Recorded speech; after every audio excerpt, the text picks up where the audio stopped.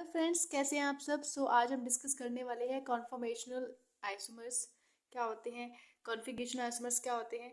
तो इससे पहली वाली वीडियो में हमने कॉन्फॉर्मेशनल और कॉन्फ़िगरेशनल देखा था, यानी उसके जो एक बार मैं आपको थोड़ा सा पीछे का बता देती हूँ हमने पिछले वाली वीडियो में क्या किया था। अगर आपने वो वीडियो अभी तक नहीं देखी है तो आपको ये वीडियो शुरू करने से पहले वो वीडियो देख लेनी चाहिए, ठीक है, क्योंकि हमने इसमें बेसिक कंसेप्ट को क्लियर किया है। और इसमें जो स्टीरियो आइसोमर्स की क्लासिफिकेशन है, हमने जो स्टीरियो आइसोमर्स हैं उसको टू पार्ट्स में डिवाइड किया था। फर्स्ट था कॉन्फ़िगरेशनल और दूसरा था कन्फॉर्मेशनल। कॉन्फ़िगरेशन में हमें जियोमेट्रिकल और ऑप्टिकल, इसकी कॉन्फ़िगरेशन के टू पार्ट्स में डिवाइड किया था, ठीक है। और जो ऑप्टिकल है उसको भी टू पार्ट्स में डिवाइड किया फर्दर, एनान्शियोमर और डायस्टीरियोमर्स, ठीक है। तो आज हम इन्हीं की दोनों टॉपिक्स के ऊपर अच्छे से डिटेल डिस्कशन करेंगे। तो कन्फॉर्मेशनल आइसोमर्स क्या होते हैं। कन्फॉर्मेशनल आइसोमर्स में क्या होता है, देखो ये सिंगल जो होता है, सिंगल बॉन्ड होता है, उसकी रोटेशन होती है, ठीक है। और ये रूम टेम्परेचर पे इंटर कन्वर्ट हो जाती है, ठीक है। और लेकिन इसके अपोजिट जो कन्फॉर्मेशनल होता है वो रूम टेम्परेचर पे कन्वर्ट नहीं होती, ठीक है। और इसको जब हम हमारी सेकेंड यूनिट होगी उसमें हम इसको डिटेल में पढ़ेंगे कि ये कन्फॉर्मेशनल होता क्या है, ठीक है। तो देखो यहाँ पे एक छोटा सा एग्जाम्पल दिया है। यहाँ पे देखो हमने प्रोपेन का एग्जाम्पल लिया है। अब यहाँ पे क्या हुआ, हमने जब इसको स्टैगर्ड से कौन सी कंडीशन में चेंज किया है, इक्लिप्स कंडीशन में, यानी जब रूम टेम्परेचर चेंज हो जाता है रूम टेम्परेचर पे तो इंटर कन्वर्ट हो जाते हैं, ठीक है। इन ये दोनों इसकी क्या होते हैं, एक दूसरे फॉर्म में इंटर कन्वर्ट हो जाते हैं। और इसमें हमने एग्जाम्पल दिया है प्रोपेन का। अब देखो यहाँ पे क्या हुआ है, देखो यहाँ पे हमारे पास एक कार्बन ये इधर, ठीक है, इसको हम जैसे बनाया और इसमें हमने क्या किया, 3 हाइड्रोजन दे दिए, ठीक है। यानी एक कार्बन, इसके पीछे एक कार्बन और भी है जिसकी हमें ये 3 हाइड्रोजन दिखाई दे रही है, यानी वो दूसरे जिसके पीछे वाला कार्बन है उसके हाइड्रोजन है। और यहाँ पे हमें ऊपर यानी तीसरे वाला कार्बन है, तो इसको प्रोपेन, इसलिए हमें इसको बोला प्रोपेन, ठीक है। तो एग्जाम्पल है प्रोपेन का। और जब ये दूसरी कंडीशन में आता है यानी इक्लिप्स कंडीशन में आता है तो उसमें ये क्या होता है, दोनों साथ साथ इंटर कन्वर्ट हो जाते हैं। यानी देखो यहाँ पे ये जो रोटेट हो जाता है, सिंगल बॉन्ड रोटेट होके, तो यहाँ पे हाइड्रोजन 3 इसकी साइडों में लग गए हैं, ठीक है। इसके साथ ही मतलब आप बोल सकते हो इसके साथ क्या हो गया, शो हो रहे, देखो यहाँ पे पहले ये बिल्कुल अलग अलग थे और यहाँ पे क्या हुआ, ये हाइड्रोजन बिल्कुल इससे अटैच हो चुकी है, देखो। और कन्फर्मेशन में क्या था, ये बिल्कुल अपोजिट है, इसमें चेंज नहीं होता है रूम टेम्परेचर पे, ये इंटर कन्वर्ट नहीं होते, ठीक है। तो फर्दर हमने कॉन्फ़िगरेशनल को टू पार्ट्स में डिवाइड किया था। फर्स्ट था जियोमेट्रिकल और दूसरा ऑप्टिकल। तो जियोमेट्रिकल में क्या होता है, जियोमेट्रिकल में सिस और ट्रांस कंडीशन होती है, यानी the same molecular formula represent two और मोर कंपाउंड, यानी उसका फॉर्मूला तो पूरा सेम होता है लेकिन उसके जो आप बोल सकते हो कंपाउंड रिप्रेजेंटेशन है वो बिल्कुल चेंज होती है। वो आप उसको बोल सकते हो 2 या 3 कंपाउंड्स में हम उसको शो कर सकते हैं, रिप्रेजेंट कर सकते हैं। अब मैं एग्जाम्पल भी आपको बताऊंगी इसमें, ठीक है। इट डिफरेंस इन, इसकी जो स्पार्ट अरेंजमेंट होती है वो भी डिफरेंट होती है, ठीक है। और जो कार्बन डबल डबल बॉन्ड वाले होते हैं उसके जो साइड में ग्रुप लगे होते हैं वो भी क्या होते हैं, डिफरेंट होते हैं। तो देखो इसमें क्या होते हैं, 2 कंडीशन होती है, एक होती है सिस और एक ट्रांस कंडीशन होती है। तो जो सिस कंडीशन होती है उसके अंदर क्या होता है, if the same groups are on same side then it is called a cis condition. And जो ट्रांस कंडीशन में क्या होगा, अपोजिट साइड में होंगे। देखो एग्जाम्पल क्या है इसका, देखो यहाँ पे हमने 2 एग्जाम्पल दिए। देखो यहाँ पे 2 कार्बन है, इसके इसके बीच में 2 बॉन्ड है, ठीक है। और इसकी साइडों में सारे ग्रुप क्या होंगे, यानी देखो यहाँ पे डिफरेंट डिफरेंट ग्रुप लगे हुए हैं, यहाँ पे हाइड्रोजन लगा हुआ है और यहाँ पे इसका एक ग्रुप लगा हुआ है, ठीक है। तो यहाँ पे क्या हुआ, तो सिस कंडीशन में क्या होता है, देखो ये जो ऊपर वाले देख रहे हो तो वो CH3 CH3 एक ही साइड है और हाइड्रोजन हाइड्रोजन एक साइड है, तो इसको बोलते हैं सिस कंडीशन। लेकिन ट्रांस कंडीशन में क्या होता है, हाइड्रोजन इस साइड है और दूसरा वाला हाइड्रोजन इस साइड है। और ऐसे ही देखो यहाँ पे एक तरह से आप क्रॉस का साइन बना रही है, तो इसको क्या बोलते हैं, ट्रांस कंडीशन। और नेक्स्ट हम देखते हैं ऑप्टिकल आइसोमर्स क्या होते हैं। The compound which have similar chemical and physical property but differ only in their optical activity are known as optical isomers and phenomena is known as optical isomers. तो इसका meaning क्या है कि यानी जो उसकी फिजिकल और केमिकल प्रॉपर्टीज है वो तो डिफरेंट होंगी लेकिन उसकी एक्टिविटी है, ऑप्टिकल एक्टिविटी है वो चेंज होगी, ठीक है। ऑप्टिकल एक्टिविटी क्या होगी, डिफरेंट होगी। और इसी फिनोमेना को हम बोलते हैं ऑप्टिकल आइसोमेरिज्म। तो फर्स्ट हम देखते हैं ऑप्टिकल एक्टिविटी क्या होती है। ऑप्टिकल एक्टिविटी क्या होती है, तो इसमें मेन सिस्टम क्या होता है, जो नॉर्मल लाइट होती है ना, नॉर्मल लाइट अगर प्लेन पोलराइज लाइट में कन्वर्ट होके अगर वो क्लॉकवाइज एंटी क्लॉकवाइज कन्वर्ट हो रही है तो हम उसको बोलेंगे वो ऑप्टिकल एक्टिव है कोई भी कंपाउंड, ठीक है। अगर वो क्लॉकवाइज या एंटी क्लॉकवाइज रोटेट कर रहा है तो इट मीन्स वो कंपाउंड ऑप्टिकल एक्टिव है। अगर वो नहीं कर रहा है तो वो ऑप्टिकल इनएक्टिव होगा। तो फर्स्ट हमारी डेफिनेशन क्या होगी, it is the capability of the molecule to rotate the plane polarised light either toward left either toward right. यानी वो अगर लेफ्ट जा रहा है तो क्या होगा, एंटी क्लॉकवाइज होगा, अगर वो राइट हो रहा है तो क्लॉकवाइज होगा, ठीक है। तो ये सिंपल है बिल्कुल। और नेक्स्ट जो हमारा compound which can rotate plane polarise light, यानी अगर वो प्लेन पोलराइज को रोटेट कर रहा है, अगर मैं आपको बताऊंगी कैसे जो प्लेन पोलराइज लाइट होती है वो कैसी होती है। अगर वो रोटेट कर रही है तो उसको क्या बोलेंगे हम, ऑप्टिकल एक्टिव होगी, ठीक है। And the compound which can't rotate plane polarise light, तो उसको क्या बोलेंगे हम, ऑप्टिकल इनएक्टिव। उसके बाद हम देखते हैं एक मीटर होता है हमारे पास जिसको बोलते हैं पोलैरीमीटर। तो पोलैरीमीटर का फंक्शन क्या होता है, हमें इसमें पता चलता है कि हमारे पास कोई भी सैंपल, ये जो हमारे पास कंपाउंड है, इसमें हम जनरली ऑर्गेनिक कंपाउंड्स को लेते हैं, ठीक है। तो वो ऑप्टिकल एक्टिव है या नहीं है, यानी आप एक तरह से एनालाइजर बोल लो आप इसको, ठीक है। तो इसमें क्या होता है, allows polarize light to travel through a sample tube, एक सैंपल ट्यूब होती है हमारे पास, converting organic compound and permits the measurement of the degree to which the light is rotated. It means क्या होता है, हमारे पास एक ओरिजिनल लाइट है, इसको आप नॉर्मल लाइट भी बोल लो, ठीक है। तो जब हमने इसको पोलराइज, ये लेंस बोलो, ठीक है, ये लेंस होता है, तो लेंस क्या करता है, इसको एक तरह से प्लेन पोलराइज लाइट बना देते हैं। और ये प्लेन पोलराइज जब हम इसको सैंपल से निकालते हैं, अगर सैंपल हमारा क्लॉकवाइज या एंटी क्लॉकवाइज जा रहा है तो उसके अकॉर्डिंग हम उसको प्लस या माइनस या लीवर रोटेटेड डेक्स रोटेटेड नाम दे देते हैं उसको, ठीक है। तो यही यहाँ पे सिंपल बात बोली गई है। अब देखो हमने यहाँ पे एक सिंपल पोलैरोमीटर लिया है। अब जो ये पोलैरोमीटर है बना किससे है, एक हमारे पास लाइट सोर्स होगा, ठीक है, एक पोलराइज लेंस होगा हमारे पास, यानी जो इस लाइट को पोलराइज करेगा, यानी प्लेन बनाएगा, एक प्लेन पोलराइज लाइन बनाएगा, ठीक है।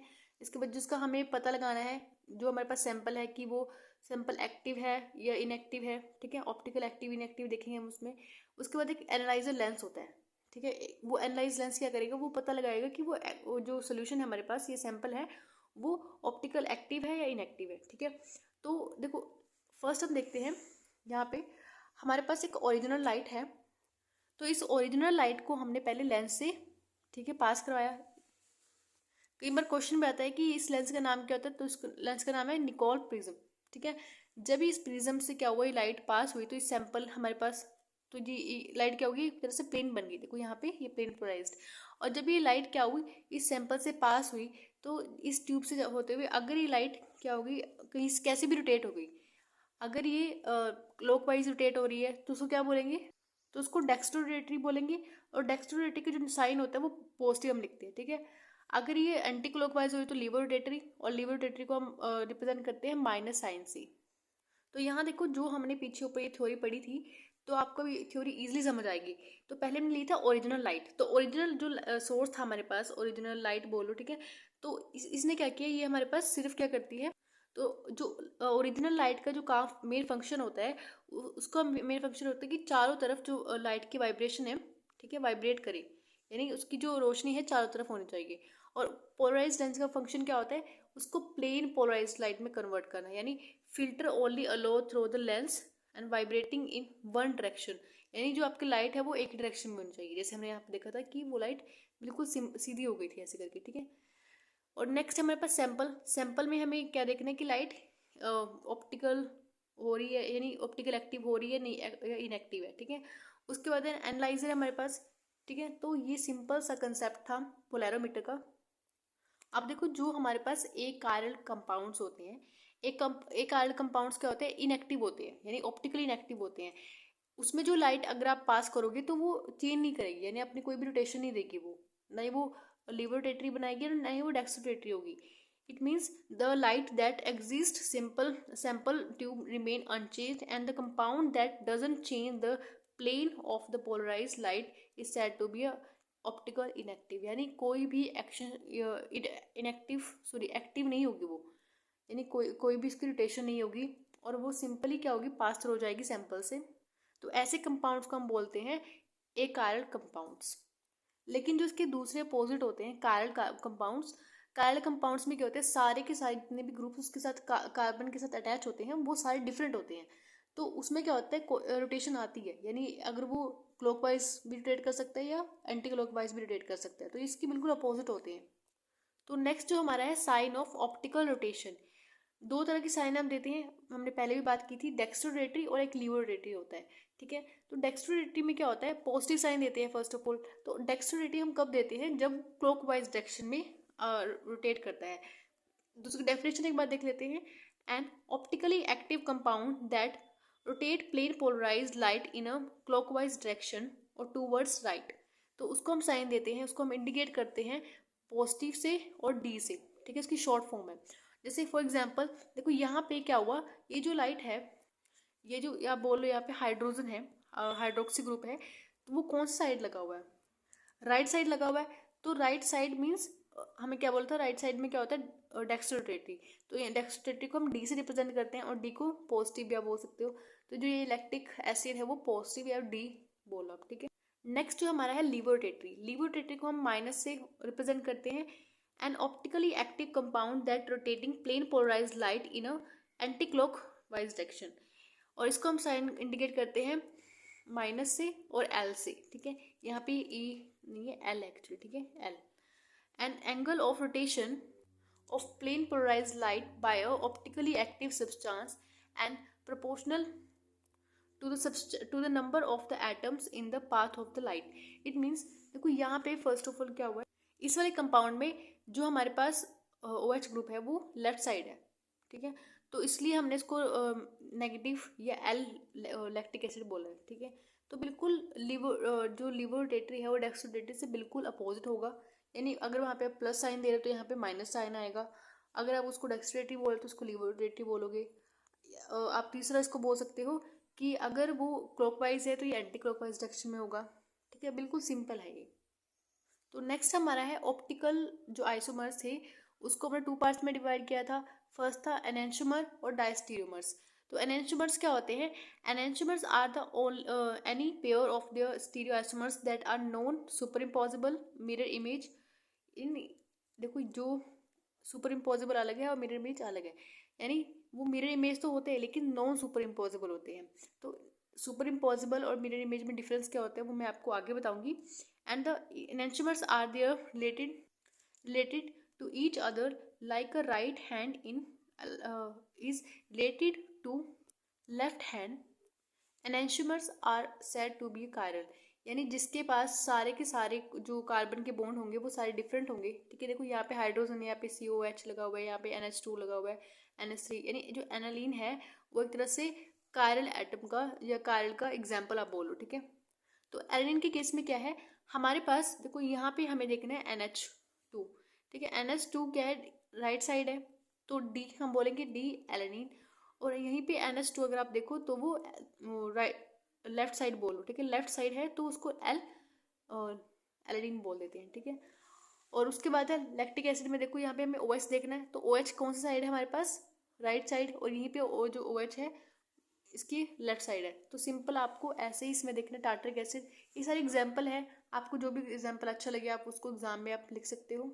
ऐसा हमारे पास ग्लूकोज का एग्जाम्पल भी है, आप ग्लूकोज का एग्जाम्पल भी लिख सकते हो। ठीक है, तो एनेंटियोमर्स की कैरेक्टरिस्टिक्स क्या होते हैं, enantiomers have identical physical properties, यानी फिजिकल प्रॉपर्टीज में आपका boiling point, melting point, density, solubility and उसकी रिफ्लेक्टिव इंडेक्स क्या होती है वो सारी जाती हैं। And but there is a different in direction of the rotation of the plane polarised light, यानी इसमें जो डायरेक्शन होती है प्लेन पोलराइज की तो डिफरेंट होती है।